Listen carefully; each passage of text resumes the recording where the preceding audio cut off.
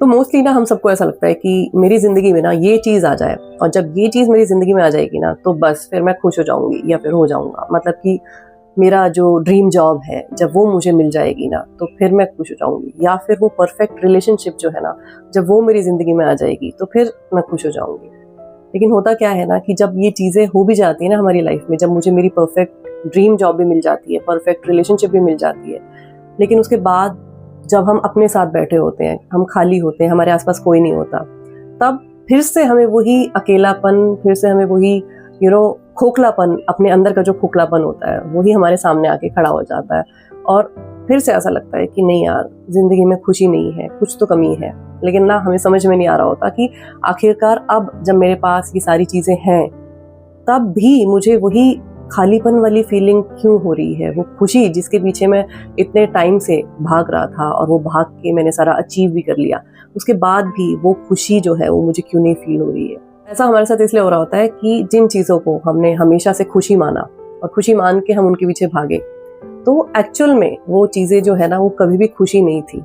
वो चीज़ें ज़रूरी हैं लाइफ में, no doubt about it, comfortable बनाती हैं हमारी लाइफ को अगर हमारे पास ये सारी चीज़ें आ जाती हैं तो। और कंफर्टेबल बनाने के साथ साथ ये सारी चीज़ें जो है ना, ये सिर्फ हमें प्लेजर देती हैं, खुशी नहीं। अब यहाँ पे बहुत बड़ा डिफरेंस होता है प्लेजर में और खुशी में।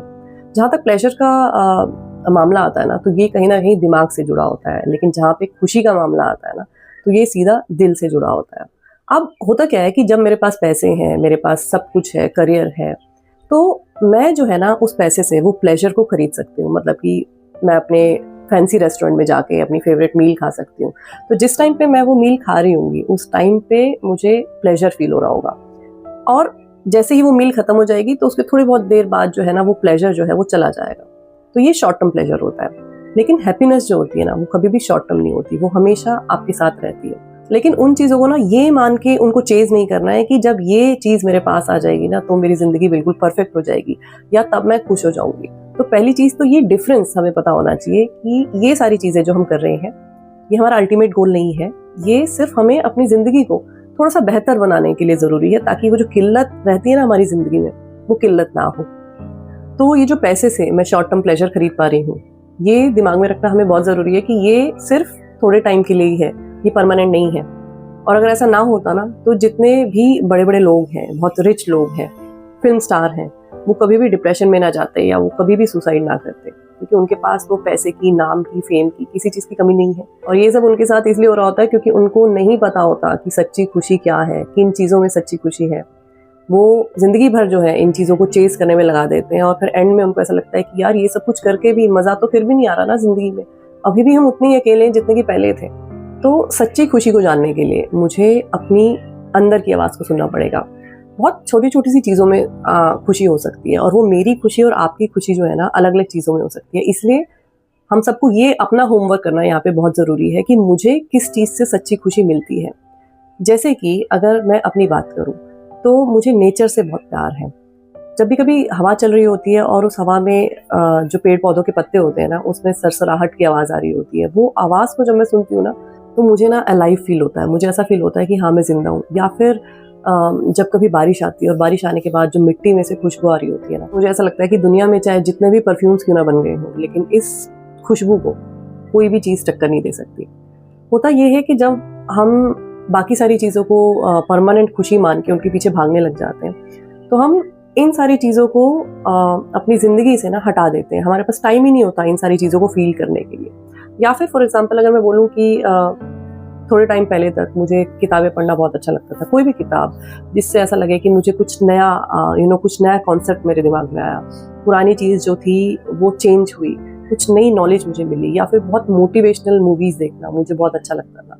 लेकिन जैसे-जैसे मैंने ये काम जो है करने बंद कर दिए, बिज़ी होने के नाम पे, या जॉब के नाम पे, या किसी भी चीज़ के नाम पे, बच्चों के नाम पे, फैमिली के नाम पे, तो वहीं से मेरा खुद के साथ कनेक्शन जो था ना वो ख़त्म हो गया। मतलब कि जो ट्रू हैप्पीनेस की डोज़ जो मैं पहले अपने आप को ऑन एंड ऑफ देती रहती थी, वो मैंने डोज़ देनी बंद कर दी, ये सोच के कि नहीं अभी ये चीज़ ज़्यादा ज़रूरी है, या अभी वो चीज़ ज़्यादा ज़रूरी है।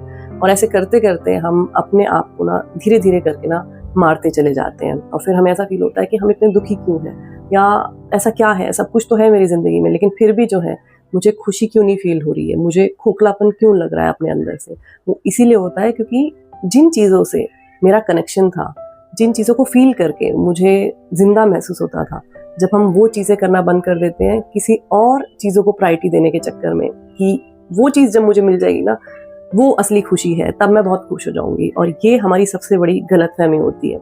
और दूसरी गलती जो है वो हम ये करते हैं कि हमें ऐसा लगता है कि ये रिश्ता अगर मेरी ज़िंदगी में आ जाएगा या फिर ये इंसान अगर मेरी ज़िंदगी में आ जाएगा तो फिर हम खुश हो जाएंगे। वो अगेन एक बहुत बड़ा ब्लंडर है। कोई भी और इंसान मेरी खुशी के लिए रेस्पॉन्सिबल नहीं हो सकता, उसके लिए सिर्फ और सिर्फ मैं रेस्पॉन्सिबल हूँ। और दूसरी बात यह है कि कोई भी इंसान खुश है नहीं, किसी को भी ट्रू हैप्पीनेस का मतलब पता ही नहीं है। तो जो सामने वाला इंसान है अगर वही खुश नहीं है और मैं ये एक्सपेक्ट कर रही हूँ कि वो मुझे खुश करेगा, तो ये तो बिल्कुल इलॉजिकल सी बात हुई ना। तो इसीलिए हमें ये समझ में आना चाहिए कि किसी और की कंपनी या किसी और का साथ जो है वो मेरी खुशी का जो है वो प्राइम सोर्स नहीं होना चाहिए। सेकेंडरी सोर्स हो सकता है, लेकिन प्राइम सोर्स जो है मेरी खुशी का सिर्फ मैं हो सकती हूँ। तो जैसे कि मैंने पहले बोला कि अगर मैं दुखी हूँ, अगर मैं डिप्रेस्ड हूँ, अगर मैं सैड फील कर रही हूँ, इसका सबसे बड़ा और पहला मतलब ये है कि मेरा खुद के साथ डिस्कनेक्ट हो गया है। और जब मेरा खुद के साथ डिस्कनेक्ट हो चुका है तो दुनिया की कोई भी चीज़ मुझे खुशी दे ही नहीं सकती, परमानेंट वाली। प्लेजर दे सकते हैं जैसे कि मैंने पहले बोला, लेकिन खुशी मुझे जो है ना कभी नहीं मिलेगी जब तक मैं वापस अपने साथ अपना कनेक्ट जो है ना वो नहीं जोड़ूंगी। आप ये चीज़ याद करो कि जब हम बच्चे थे, जब हम छोटे थे, तो हम कितने खुश रहते थे। उसका सबसे बड़ा कारण ये है कि जब हम छोटे थे ना तो हम किसी चीज़ के पीछे भागते नहीं थे कि जब ये चीज़ मुझे मिलेगी तब मैं खुश होंगी। हम प्रेजेंट मोमेंट में जीते थे और उस प्रेजेंट मोमेंट को जी भर के एंजॉय करते थे। किसी ने कुछ कह भी दिया तो उन चीज़ों को दिमाग में नहीं ज़्यादा देर के लिए रखते थे, भूल जाते थे। तो यही सारी जो है चीज़ें हैं जो ज़रूरी हैं, जो फॉर्मूला है खुश रहने का। और इन सारी चीज़ों को ना हमने बड़े होते होते बिल्कुल उल्टा कर दिया, 360 डिग्री पलट दिया। और यही कारण है कि आज हम इतने ज़्यादा दुखी हैं और अकेला फील करते हैं। अगर वही साइकोलॉजी बचपन वाली आज भी हम इम्प्लीमेंट कर लेना तो वापस हमारी ज़िंदगी में जो है ना वही खुशी आ जाएगी। तो ये वीडियो देखने के बाद थोड़ा सा सोचो और अपने आप से पूछो कि ऐसी क्या चीज़ें थी जो आप पहले करते थे, जिनको करके आपको बहुत अच्छा लगता था, खुशी फील होती थी, जो आप अब नहीं कर रहे हो। तो धीरे धीरे करके वही सारी चीज़ें अपनी ज़िंदगी में वापस शामिल करो, वही चीज़ें करते जाओ और आप देखोगे कि थोड़े टाइम बाद ना आपको भी जिंदा फील होना शुरू हो जाएगा। तो आज की वीडियो में इतना ही। मैं आपसे फिर मिलूंगी एक नई वीडियो के साथ। तब तक अपना ख्याल रखिए। Lots of love to you. Take care. Bye bye.